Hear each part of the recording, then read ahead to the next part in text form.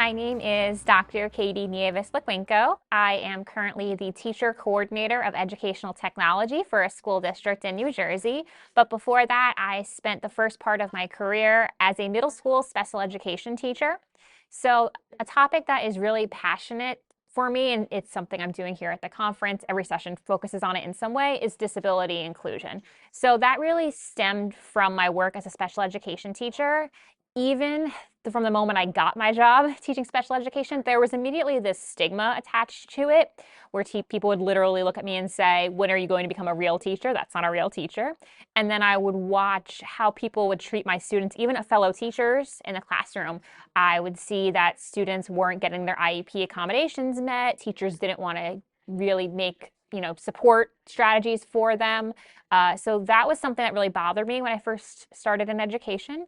And that really put me on a path to do the work to try to be more disability inclusive. Pairing that with the fact that my students, middle school students, as vocal as they are, don't really have much shame in telling you how they feel. And so they told me that they themselves were not feeling accepted by their school community. They felt outcasted. They felt like they were pushed to the side and not being really involved in the decision-making process in a lot of cases. And that really came to a head during the pandemic. And that was kind of when I started doing a lot more work with disability inclusion. Something that I'm going to be talking about at Ed.D is about the podcast that I have. It's a weekly interview series that focuses on disability inclusion. I myself am not a person with a disability, but I want to amplify the voices of those who are and share their perspectives.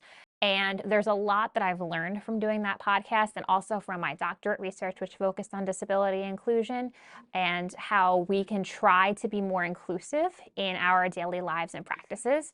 So there's been about 50 something episodes so far of that podcast series. I've talked to over 60 people in those interviews. Each person has a different perspective, a different story, different experience, which really shows you how wide this topic is, and that not every experience is the same, even from people who have similar classifications of disability. So that was something that I am still really passionate about and really believe in, is making sure that we are being as accessible and inclusive as possible, whether that is something as simple as making sure your web materials are inclusive and accessible, from stemming down to the fact that you are advocating for the use of assistive technology and accessibility features in your classroom.